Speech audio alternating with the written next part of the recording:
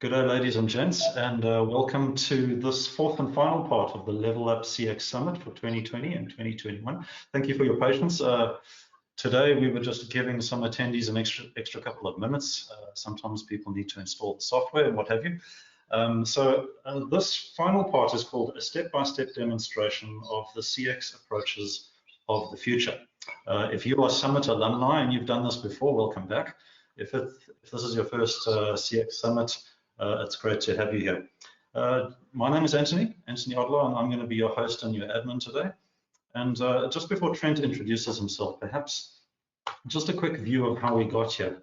I do recognize some names on the list, so some of you will be very familiar with this, but we started off towards the end of last year with our first event, which was how to score 100% for CX in the 90% economy. We were joined by Rossini, and we discussed the new customer mindset, what has changed, what hasn't changed, and so on. Then for our second event, we looked at making better CX decisions and converting customers with data science.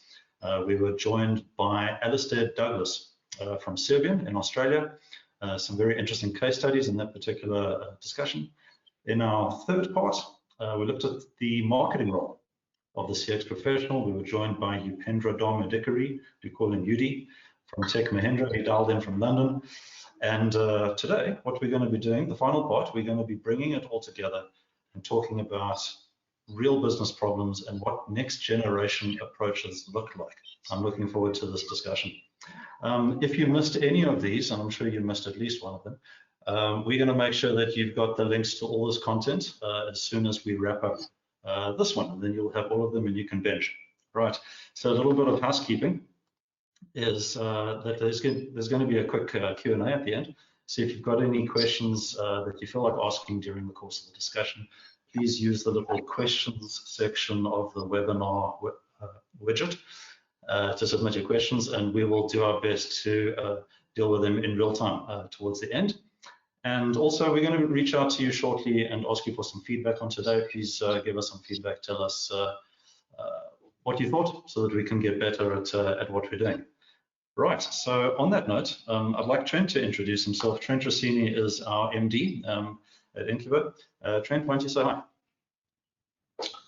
Hi everyone, and welcome to today's seminar. Just skimming through the list. It's always an exciting part for presenters. We obviously see the numbers of people coming on board.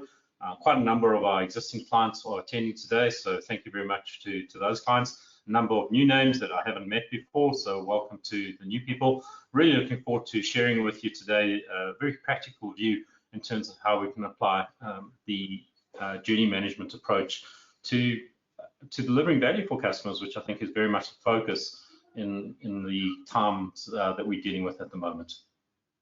Brilliant, thanks Trent. If everyone can just give me 10 seconds now, I'm just going to hand over controls to Trent. What we're going to be really building on today is a lot of what you've heard about previously, but with a particular focus. So we want to be drilling down onto delivering value for real business outcomes.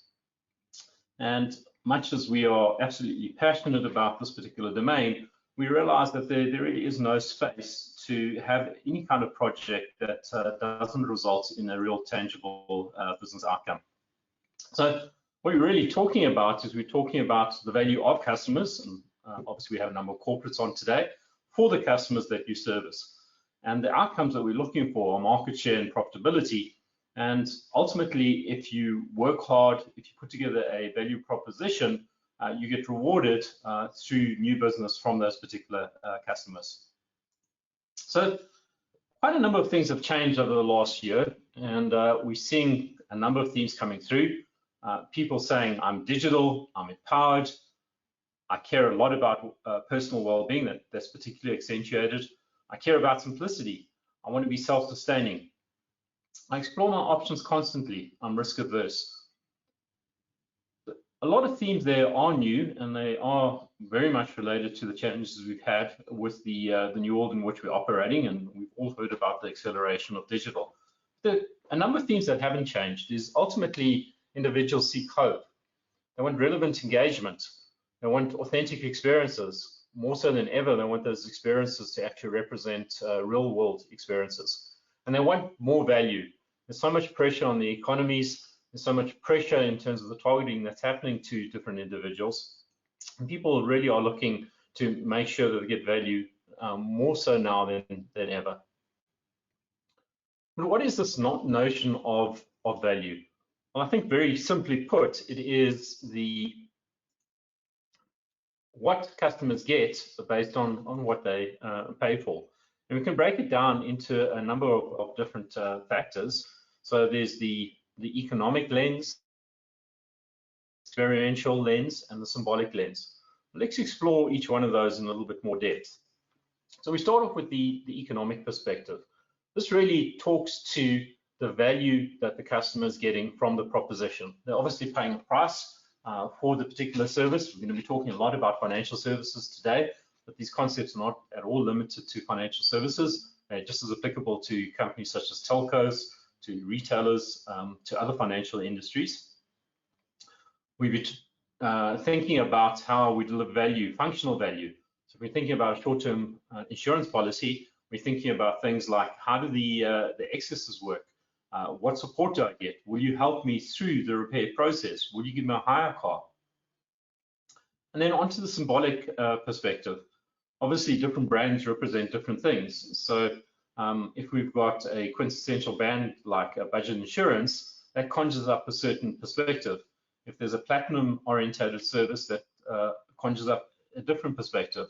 And in the same way, in many other industries, products are tiered and branded and are associated with a certain level of prestige. And that value is imparted to customers and they make judgments on that particular perspective. And then lastly, there's the focus on the experiential. And so much of what we've done, if you come from a customer experience point of view, is looking at this whole element of experiential. But the customer's buying decision is not limited by only the experiential dimension. It's also very much driven by the economic, functional, and symbolic dimensions. Now, if we pull this all together in a very effective way, ultimately it translates into a number of wins for you as the drivers of the businesses in which you operate. Your acquisition improves, your retention improves, you get to cross-sell, and ultimately your brand health is far better off than it would be without the considerations of value delivery. The alternative, of course, is quite a dire alternative, which is you get poor value delivery, that results in customer churn, it leads to decreased profits and ultimately reduced market share. And that's not a situation that any of us wants.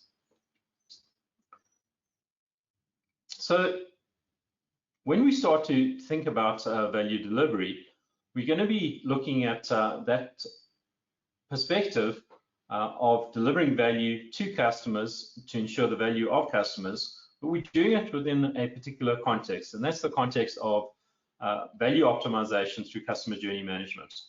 So what is this concept of customer journey management? I think the first reference point is Customer Think, and they describe it as journey management enables you not only to measure, monitor, and optimize customer experiences, but to align your entire organization with the customer's goals. And that seems to make a lot of sense to us. And in fact, very much the basis on which we've developed the methodology that we're going to talk about today. And if you break that down, it really is a matter of identifying journeys that matter to business success, measuring and monitoring the signals that give insight to that particular customer experience, orchestrating the corrective actions when things go wrong, tracking the results of those interactions through success, prioritizing problem areas, and then seeing how effective you are in terms of fixing the areas that arise. And if we reflect on some very interesting insights from McKinsey, they actually looked at this whole point of the comparison between touch points and journeys. And they said that more than 50% of customer interactions happen in multi-event, multi-channel journeys. So an example of that is if any of you have been through a process of, for instance, applying for a credit card, you'll know full well that there are multiple steps that span many, many days, and often there are multiple channels involved. So the conclusion really is that touch points matter, and they always have mattered, and we have measured those through the customer experience approach, but journeys happen to matter a lot more. And it actually turns out that a journey-led approach are 30% more positively correlated with business outcomes then more simplistic measures like CSAT, likelihood to stay or likelihood to recommend, to many of you that's known as the MPS score. So let's make it a little bit practical and talk about journey management. As I mentioned earlier, our discussion today is going to be around a particular scenario, and the scenario that we focus in is that of onboarding around a short-term insurance policy. So let's think about what a customer would go through. First of all, they'd be exposed to some level of marketing. That could be marketing on the radio. In this day and age, and for many of you, that marketing takes the form of targeted ads that are happening either in social media or through the multiple websites that you interact with. At some point, you might get enough interest to actually obtain a quote, and you'll request that quote and ultimately receive it. After a little bit of backwards and forwarding through various channels, you ultimately accept the quote, and then with a bit of luck, and hopefully if you're dealing with a new modern age insurer, hopefully there's an app to install that you can continue the relationship with that particular insurer. There are many questions that have to be asked along this way, and for any of you that have responsibility for customer experience that I've just outlined, these are probably some of the questions that you'd be asking. Questions such as, what forms of promotion result in the strongest leads and conversions? That's very much a marketing lens. What's the profile of the customers that buy and those that don't? What is the profile of customers that choose each channel? Can we get more focused on targeting those customers? What channels are the most effective in leading to quotes and new business? What are the drivers of value that lead to sales? We've spoken at length of the value model, and we can talk more about that. How do buying customers perceive value delivered in comparison to those that don't buy? How does our value delivery compare to our competitors? And what do we need to do to actually compete against those competitors? How are the journey paths for customers that buy different from those that don't buy? What are the potential points at which customers are dropping off along the customer journey? And then once we get into the more corrective perspective, what intervention and nudges are most effective? And ultimately, again, with our links back to a more traditional CX space, what impact does the change of NPS have on customer acquisition? So to do this, we've developed a 5-step methodology. This would have been mentioned in previous of our webinars, and for anyone that's had any exposure to inQuba, it is a persistent theme, and we think it stacks up quite well, and certainly that is the basis on which we're going to be describing the solution today. And it really starts off with discovering real journeys, using data to discover where and when customers are failing to meet their action goals. I use that word very specifically, action goals. Those are outcomes. An outcome is, for instance, I did sign up with the policy, or I did manage to submit the claim. Then what we want to do is we want to measure value delivery, understand customers' perception by measuring value delivery at those key moments of truth along the continuum of the customer journey. We want to analyze goal achievement to start to understand this interplay between the value delivered and what customers are doing, or the action outcomes. And then we move on to designing intervention strategies. These are the systemic and personalized interventions and nudges that we put in place to make sure that we get outcomes. And then it's a case of reviewing and optimizing and repeating the process on an ongoing basis. So let's start off with discovery of real journeys. At the top of this particular slide, what you can see is short-term insurance onboarding. And we've got our starting points on the left. We've got various marketing elements that are going on, either through the website or referral sites or Google Ads. Then we've got customers requesting quotes through 2 different channels, in this case, the website and the call center. Then they start to receive the quotes. Again, they can get that through various channels. And then we get to quite a key point, a point at which potentially drop-offs start to happen. So we weren't able to get back to them, or there was a specific drop-off where they said they don't want the quote. And then obviously for the customers that are progressing, they start to review the quote. There might be a query along the way to query a particular element of the quote. I'm sure many of you have been through that process. And then what we're really looking for is we're looking for customers to accept the quote and ultimately to install the app, as I said, to continue on this digital journey. So how do we do this? We do this really through a data-driven approach, ingesting data from your organizations. We set goals, and I'll talk a little bit more about that. And what's quite important in terms of the underpin here is we have to associate different customers interacting with different channels, and therefore we have an engagement single view of the customer. Added to that, we can then link the customer lifetime value, and that can help inform and prioritize what we need to do. So let's talk a little bit about those key goal points. So the goal points in this particular case are receiving the quote. That's obviously a preempter to accepting the quote, and ultimately installing the app. At the same point, there are certain points, and those are indicated in this case by the exclamation marks, where customers are not making progress. That could be a drop-off where they explicitly said they don't want the product. There might not be an answer to the phone. There could be a stall point, such as a query, or potentially a decline. And what we need to do is we need to understand how those play out and what their sequence is, and how different customers interact with our organization.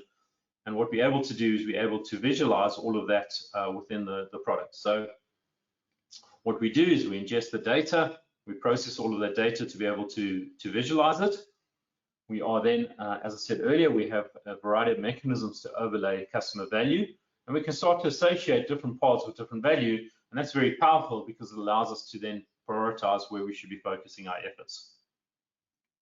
What we're also able to do is we're able to start to set goals, and we start off by defining action goals. This is before we define value goals, and the action goals are really the things that we would like our customers to do. So in this particular case, the illustration is on a home loan approval. So once we've actually understood the behavior and actions from customers. Sorry, Trent, I'm actually going to jump in with a question if you don't mind. Sorry to interrupt you. You understand this better than I do, and maybe if I've got a question, other people do as well. You've just been talking about goals, and your previous interface shot showed that it seems like goals have a quant and a qual aspect, to use research language, almost as if we want the customer wants to reach a certain point, like maybe getting their claim through or getting their new bank card or something like that, but they also want to feel a particular way, or they want to have a certain kind of an experience.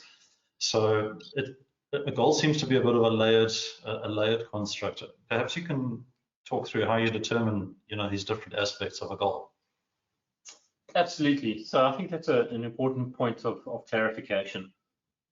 I think as an organization or corporate organization that's trying to get certain outcomes, you want customers to get to a point. You want them to, just using our example, we want them to quote, we want them to accept quotes, we want them to sign up for our policies, we want them to pay premiums. There might be certain elements like you want them, for argument's sake, to switch channel to electronic channel. So those are the business outcomes that you as an organization want to achieve. And if you've got a well-designed organization, those are hopefully aligned with the specifics of the customer's goals as well. And you want to align the customer's goals with the organizational goals. Now, to get to those points, obviously, customers are making decisions and they're considering a lot of information, and they're synthesizing what they're getting from your organization. And the way they synthesize that information is through the appreciation of value. So we can then start to be a little bit more specific and actually start to say, well, did we achieve the value of delivering, did we achieve the goal of delivering value in a particular dimension? And that dimension, for argument's sake, could be an economic dimension. Or alternatively, did we meet the goal of offering you a great experience, and did you feel that the experience was truly superior? Now, if the experience is superior and the value of the product, the economic value of the product is superior, then it's very likely that they're going to reach the action outcome, which is to sign up the product, and that hopefully is aligned to you as an organization in meeting your objectives. Right, and that's all measurable, which I think then takes you to the point you're about to get onto. Absolutely, it's a great segue onto measuring real value delivery. So how do we do that? Well, the reality of the situation is that value delivery, very much like beauty, is in the eye of the beholder. And the beholder in this case is the customer. So we need a means to actually bring about omni-channel measurement. And we use a variety of different mechanisms, both structured and unstructured, to collect that insight across multiple channels. And we also very much enable the collection of unstructured content, which we can then process through text analytics. And we use that text analytics to truly understand whether the value that we've been talking about is in fact being delivered. So Let's run through a couple of practical scenarios. In the first scenario, we've got an individual, in this case, Charlotte. We'll talk a lot about Charlotte, receiving the quote. And she's given a complete thumbs up, great rating, and she says, absolutely prompt and professional service. So obviously, she's feeling that there's a great experience. The next individual is John, and John happens to have dropped off. He's given us a poor rating. And if we explore into the themes that he's talking about, he's saying it's just too expensive and lost interest because the consultant seemed disinterested. So the two themes that are coming out in that, one is economic and the other is experiential. Then we're on to the acceptance of the quote. And in this particular scenario, obviously there'd be many Julie Jones, but this particular Julie Jones is saying, thumbs up, great experience from a great brand. So that's a symbolic dimension that she relates to the brand, and she's having a great experience, and a really empathetic agent. So she's even looking at the customer experience. So many dimensions are leading her to this action of accepting the quote. And then lastly, what we have is we have Matt. And Matt, again, is having a bad experience, and he's saying that the cover didn't meet my needs and was pricey. So it's really a functional perspective as well as an economic perspective. And that, in summary, hopefully gives you a more tangible sense of how we measure value at different points. Obviously, this is 4 simple data items. We'd be dealing with hundreds, if not thousands, of items of feedback to truly understand what's going on. Those items of feedback don't sit alone. They actually get anchored to our model, and we can associate both structured and unstructured information with different parts of our customer journey, and we can then start to report against them. And Trent, those comments that you just showed now, John and Julie and Charlotte, they were all quite neat and you know, articulate. But I would imagine that the kind of commentary that often comes through is a bit all over the place. And I mean, does the text analytics manage to make sense of that? So I think it's important to just ground ourselves in the perspective of which we operate. As I said, these solutions work best when there are many pieces of feedback. So they work really well with companies such as insurance companies, with banks, with telcos, with retailers, basically anyone with a large customer base. And when you start having a large customer base, you get large elements of data. And on aggregate, that data can be very, very accurate. And what we've been able to see is that we can classify different categories, categories such as insight in terms of price, which fits under the economic heading. We can categorize in accuracy levels of between 85 and 100%, probably more likely 95%. So on average, we're able to get to very accurate levels. There will be certain instances where obviously, if the customer is using very sarcastic language or there are subtleties to the nuance of the language, it might not classify perfectly, but those situations are far more the exception to the rule than the rule itself. Okay. So let's bring together step 1 and 2, and that really is where step 3 comes into its own.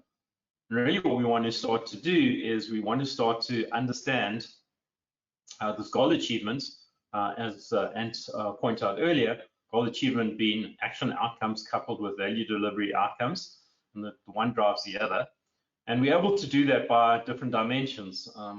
Dimensions, I guess, is a technical term for different ways to slice and dice the data, and often the dimension that we use is segment, but it might not be limited to segment. It might be, for instance, a different product group. It might be certain regions.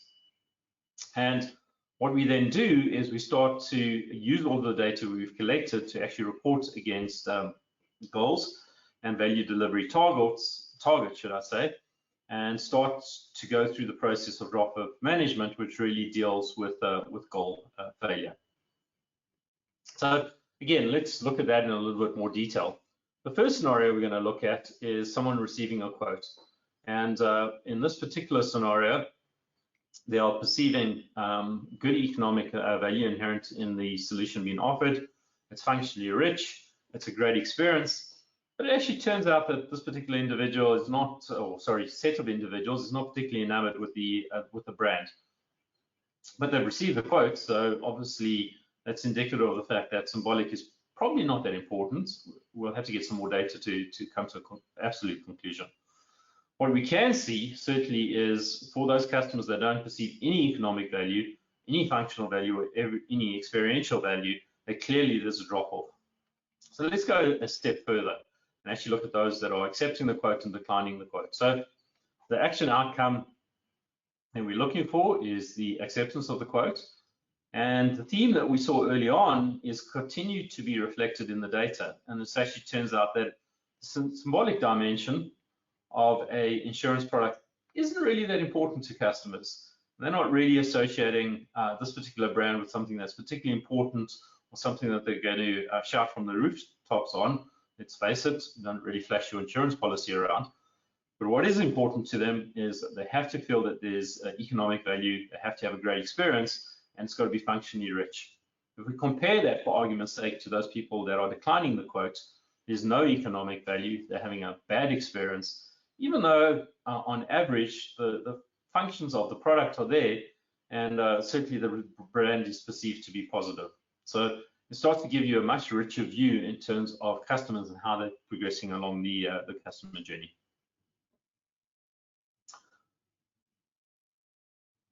We collect all of this data, and that really brings us to the point of starting to answer some of the questions that I posed earlier. So we can start to say which customers are being quoted, and we can observe that through the data.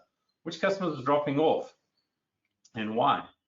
Which customers are requesting callbacks? What is their particular profile? Which customers are phoning in? Which customers are buying over the phone, and which customers are buying online? And we can see all of that through this overlay of the customer journey and the drill down on the value that's been delivered. So what I'd like to share with you is I just want to show you a slightly more detailed report and the kind of report we're able to deliver with this in mind. So what are we seeing here? We're seeing a drop-off report, and we can see that the majority of people that are dropping off are obviously your young individuals with low medium income, and your mature individuals indicated by the green top left. Those individuals are progressing quite nicely. And we can see something similar when we're looking at value. Obviously, there's a lot more individuals that fit into the low income category. Then what we can do is we can start to look at the 4 dimensions of value. And those are indicated by the economic, functional, symbolic, and experiential element in the 4 circles. We can start to see what the proportion is that we're getting comments in each one of those dimensions. And actually it turns out that the functional element has a lot more detail in terms of the quote query, the follow-up call, and the ease of process.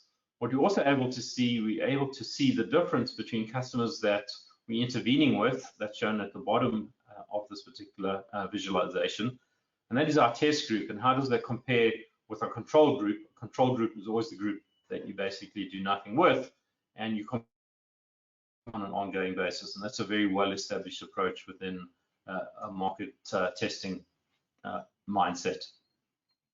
What we can also do is we can actually drill down into a little bit more detail. So we're going to drill down into the functional area and start to understand what the profile of customers looks like in that particular area, who progressed, who was idle, and who was drop-off. We start to see the various channels that they're using, as well as seeing very specific comments. And what we see there is that those comments are like anecdotes. They're much easier for individuals that are using a solution like this to absorb, and they are particularly powerful in the exact situation where the very strong views held. And when you're able to hold up comments like this, typically what you see is that the executives that we're dealing with sit up to attention and really enjoy the insights. So Trent, given that this is, this is largely an insights step, and there may be some people on the line who have digital responsibilities, there may be the question of how is this level of insight different to my favorite web analytics tool that I'm currently using, whether that be Google Analytics or something a bit more premium? Yes, I think they're not a million miles apart. What we do is we build on click streams, which you get out of a traditional web analytics tool, and we start adding to that. We start to add exactly what the customers are doing. We start to add other channels. So we start to see the channels that customers are using, things like the call center. We add in customer value, And I think probably the most important element is we start to understand a little bit of the why and the emotion that sits behind that the click stream by collecting insight and measuring value and then representing that in the models and the reports that we have.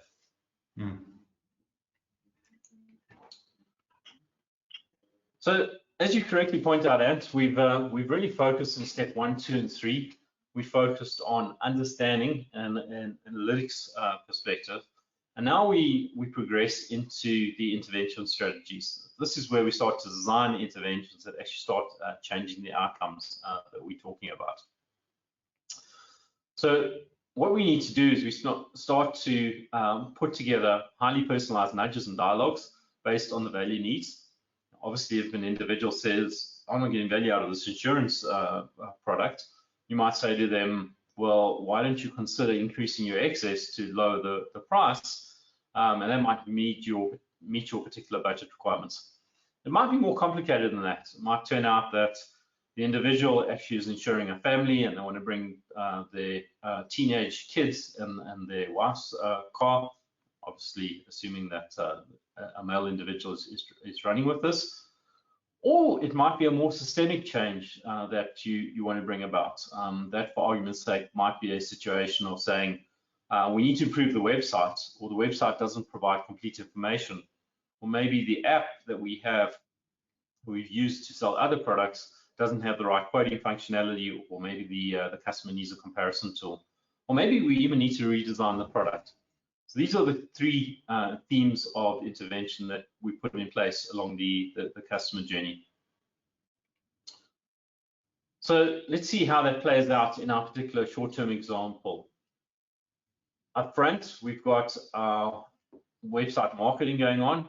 There's an opportunity to actually have a chat there and then with the individual and start to enrich our understanding of customers and start targeting on a more accurate basis. We can have a value assessment dialogue. I've spoken at length under step 3 about how we do that. So asking questions about exactly what the customer expects and where their priorities lie. In an instance that the customer actually gets very engaged and is obviously spending lots of time on things like webinars, learning about customer experience management, they might be otherwise distracted, and you need to actually often go back to them and actually nudge them. In this case, you need to nudge them to accept the quote. Similarly, and particularly as it pertains to certain of the regulatory components such as FICA, often what you need to do is you nudge them to provide more information. It might be bank details, it might be a proof of address. And then lastly, we have a segue into the servicing world, and that is the installation of the actual app itself. So let's just have a look at exactly what those dialogues look like. They're very short, they're very brief, and they're multi-channel. So the first example we've got is a simple text message where we say something like, hey, Janet, have you managed to find what you're looking for on our website? Please tell us what we can do to help you. And there's actually a response in this particular case which says, please send me a brochure, which obviously we can do. We can also avoid details. We've recently released a capability around WhatsApp, which we're seeing as getting strong acceptance in the market. So the next dialogue would say, hey, Matt, we hope you saw the quote that we sent yesterday. Did you know that if you accept the quote within 36 hours, we've thrown a complimentary driver's course for you and your partner? And we've seen the power of incentives, small incentives to just nudge customers along. Obviously, in this case, Matt goes back and says, thanks, TA, Transatlantic, done, I want that course. The last scenario is one where we're sending out a communication in an email channel. And in this case, what we're doing is we're sending a far richer communication. We actually put a link into the communication to allow them to click and actually download the app directly. That deals with the digital nudges. Next, what I want to drill into is a little bit about the service recovery elements. So we can take these dialogues and we can extend them. In this particular case, we've got Charlotte. We mentioned Charlotte earlier. And we can send out a communication that says, hey, Charlotte, we see that you might need some help for your quotes. Can we give you a call? She can respond, yes, please. We don't just leave that there. We actually create a case using our case management capabilities. We direct that into the organization. We route it to a responsible individual, and we make sure that that process is actively managed. So we have very strong reporting capabilities and management capabilities to make sure that these things are well dealt with. I'm sure many of you have sat in a situation where you've engaged with an organization, a large organization, and that particular request has kind of disappeared into the ether, and you're left wondering, how hard do I have to work with the organization to actually buy their product? As it pertains to the various digital communications, what we're able to do is run A/B testing. And again, this would be a concept that you're very familiar with if you're in the marketing space. So the challenger model, we put together a primary communication, and then you start to try other communications, see how they play out. Part and parcel of that approach is put control groups in place. And what we can do is we can randomly target these different communications to the different audiences, and then start to understand what is the relationship between the profile of the customer, the response that we got from them from their value management, and the results that we get. And that allows us to then start to run permutations and understand exactly what we can expect in terms of business outcomes. So that takes us to the end of step 4 and onto step 5, where we start to review and optimize. What we want to do at this particular point is we want to look at all the interventions, and those would make up the 3 kinds of interventions that I spoke about earlier: the digital nudges, the people nudges through the case management routing, and lastly, obviously, your systemic changes. And you want to do fine-tuning for the goal achievement. And ultimately, what you want to do is you want to optimize and make sure that you get the maximum return on investment. That return on investment justifies all of the work that you put into this particular scenario, and obviously make sure that you're in a position to show your various executive team members the impact that this particular solution is having. So as I mentioned earlier, typically what we would do is we'd allocate a control group, and we'd make sure that that group is isolated out from the rest of the audiences. That's a pretty important concept. And then we have our test groups that we start to test our different scenarios on, and all of the different intervention types that I spoke about earlier, and we are able to report on that. We can take that a step further, and we can start to track the value associated with the interventions, and we can start to compare different interventions at different points in the customer journey and start to see the true value of it. So it truly is a data-centric approach to dealing with interventions and improving the customer experience and making sure that we're delivering value to the end customer. So Trent, I was going to ask the question, in optimization, how do you determine what the longest levers are, if you like? But I think you just answered that by saying it's really about the value metrics. Is that right? Yeah, I think certainly just using a simple optimization algorithm, what you're able to do is to see which of the elements of value that you're delivering, that's kind of macro elements such as the symbolic, economic, functional, and experiential, or more detailed elements. For instance, is it price? Is it an excess? Is it the set of features? Which part of the experience plays out? And the good thing about data is data doesn't lie and can give you a very definitive answer to that. So I think that brings us to a point of saying, we've gone through the 5-step process, you've understood how we use different technologies to bring things together. I'm very conscious of the fact that I've been talking for quite some time, in the region of about 40 minutes, and I've introduced many more and very new concepts to you, and it might be a little bit overwhelming.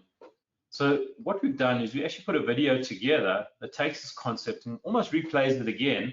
You'll hear very similar themes in the video that I'm going to run through, but in this particular case, it's a 1.5 minute video that really describes all of the elements, and ultimately, to be honest, our marketing team has done an absolutely superb job of conveying the concepts that I've gone through over the last 40 minutes in a far more succinct and I think impactful way.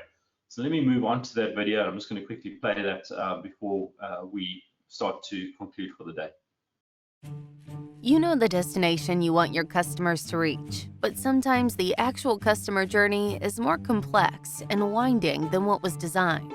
obstacles and confusing processes can lead to detours, and individual journeys can be difficult to see, especially with the obstacles of millions of customers crowding your view. How will you guide each customer towards their goals? Imagine you could visualize customers' actual journeys, understand their emotions, dynamically clear their paths, and nudge them in the right direction. Now you can optimize journeys for success with inQuba Journey Cloud. Start by discovering customers' actual journeys. Using data from multiple systems, you can easily visualize journeys, map out goals, and spot pitfalls. Then measure customer sentiment and collect their emotional context in real time. Uncover the why behind customer behavior by overlaying their actual journey with their emotional journey. Together with machine learning, use these deep insights to orchestrate journeys through hyper-personalized digital nudges and real-time human interventions. Repeat the process by further optimizing ideal journeys, leading the customers to their goals and boosting conversion. Experience a 100% increase in customer conversion while delivering exceptional customer experiences and maximizing profit. inQuba Journey Cloud provides a single lab environment where you can discover, measure, learn, orchestrate, rapidly experiment, and easily optimize the customer journey like never before. Because when customers reach their goals, you reach your goals too. Imagine knowing your customer's destination and exactly how to get them there safely. Try inQuba today and make what you imagine reality. I think hopefully that's a recap from our discussion today. With many of you having gone through and listened to what we had to say, I guess there might be a question that is rattling around in your minds is, well, how do I take this to the next step? And to do that, what we offer is we offer a 2-hour interactive virtual workshop. Obviously, that's been thrust upon us due to COVID, where we work with you to do a number of things and produce a number of outputs. So what we'll do, we'll map your customer journey. We'll choose one that makes sense to your particular organization. We'll define your customer profiles and the data we need to actually populate that. We'll identify nudge opportunities. We'll start looking at the data, and we'll actually start a formal process of quantifying the ROI. And then what you'll get is you'll get this high-level journey design, which certainly will be very useful. Obviously, if the project continues, it will be a vital input. But even if it doesn't, you get new insights about your customer journey, and you get all of the elements in step 2 of this particular scenario documented and available to you. And we provide a ROI modeler that gives you a sense of the value that you would get out of the implementation of a solution of this nature. So that wraps up the formal part of our discussion today. It takes us to Q&A. And Ant, I think you've been quote unquote manning the phones or manning the chat box. Manning everything, manning all the channels. So I'd like to start off, thanks for the questions, guys. Oh, and I actually just want to make a point. If that video that Trent played just now came across as a little bit jittery, it's going to depend on your connection or what have you. Please go to our homepage, inQuba.com. You can watch it there without the jitter. But let's just look at some of these questions. I'm going to start with a relatively technical question, but I think you're quite well positioned to answer this, Trent. Thank you, Fusi, for this one, Fusi. And it's specifically with regards to WhatsApp. The question is, don't the customers need to save our numbers before we can send nudges? No, we've actually solved for that particular problem. And just to drill a little bit into the detail, the way we actually initiate an engagement in the WhatsApp channel is in fact through an initial invite, and that initial invite typically is in the form of an SMS. We recognize that the saving of numbers is typically quite hard work from a customer point of view, and that's why we would actually initiate the process directly from an SMS, and we provide a very elegant and seamless transition across to the WhatsApp number. Brilliant. Thanks, Fusi, for that question. Here's one from Conrad. Can you speak a bit more about measuring whether value has been delivered from the customer's perspective? Do customers understand that value has so many layers?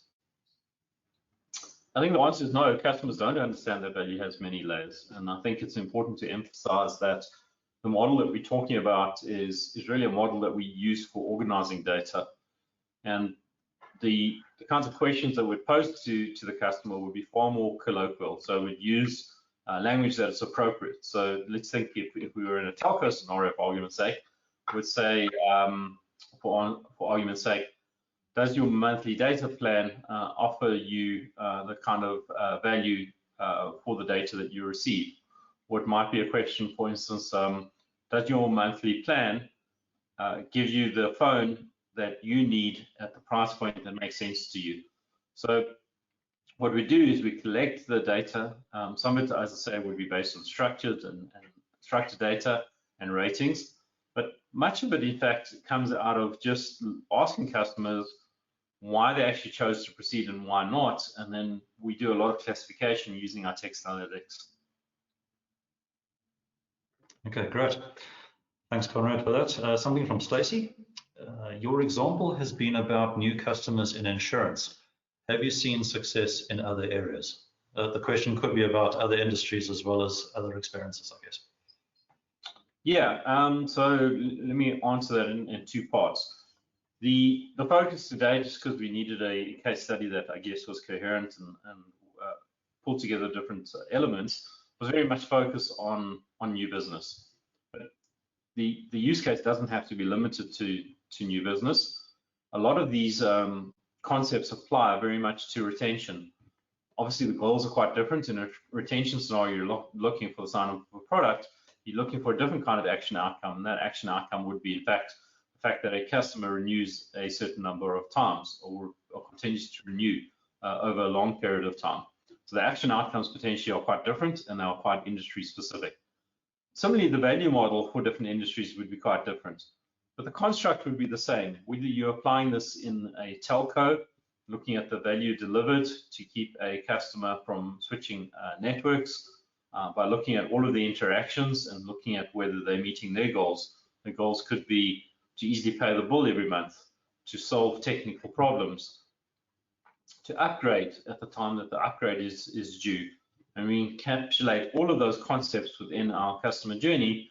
And again, we would then customize the value model to look for themes that are relevant for that particular industry. Great, thanks Stacey for that. Let's do one more. Jeremy, thanks for this question. As a marketer, I'm keen to understand more about how these approaches can also be used to sell to existing customers.